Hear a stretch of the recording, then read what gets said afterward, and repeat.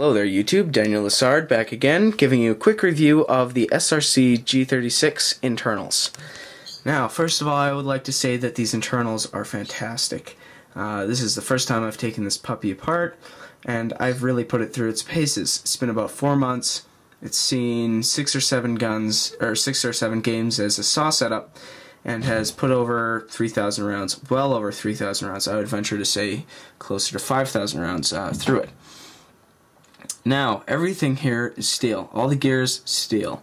The gearbox is perfectly shimmed, and I have no complaints in that regard. They rest on bearings and ride very, very smoothly. It's very, very quick on the trigger pull. You can see the bearings there. Now, the piston body is made out of nylon fiber. And I've been using an 11.4 volt Lipo with this, and as you can see, the back 4 teeth are ripped out. Why? Because the gearbox is spinning so quickly it's destroying the piston.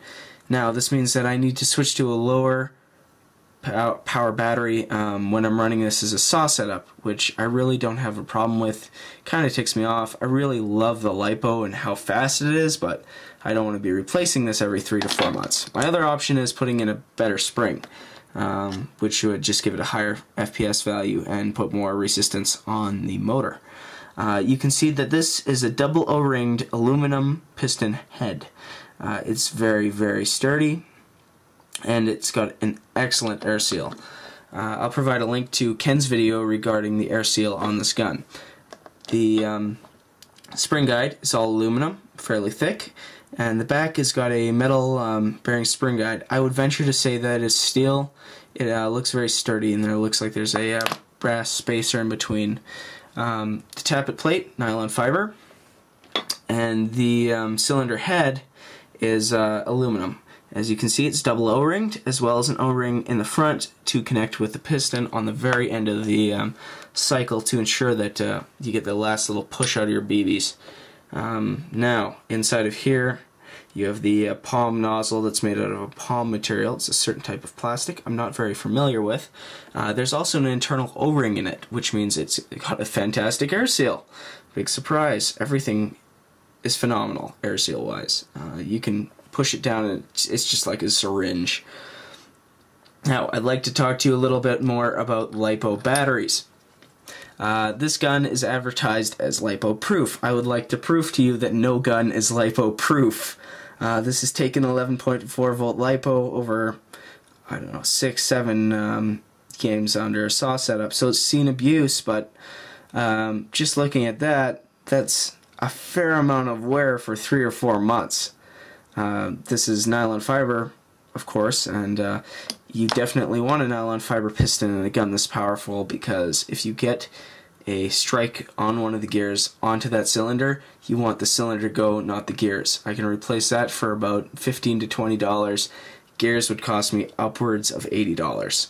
So I definitely want to keep my eyes on that. That's probably going to need to be replaced fairly soon, just for this reason. Now, for those of you who aren't familiar with how a gearbox works, basically that Lipo damage is caused by the piston being pulled back like this, releasing off that one metal tooth like it's supposed to. Now, what would normally happen in the gearbox is that would be spring-loaded and this would come forward. But this gear also spins as this comes forward. Now, what's happening in a Lipo battery scenario is this is spinning so quickly that it catches the 4th tooth in my case, and it binds and it digs, and they both try to counteract each other, and you get those notches until it reaches the very end, which is reinforced, and then the gearbox can recatch it again. Rewind, fire, and this slides forward, etc., and it keeps impacting. On semi-automatic, you don't have this problem simply because you're not firing cycle after cycle after cycle. The issue is these gears are spinning so quickly on the bearings, and the battery is so powerful that you can literally destroy your piston in a matter of, 6 or 7 incidences like that. So that's something to watch out for.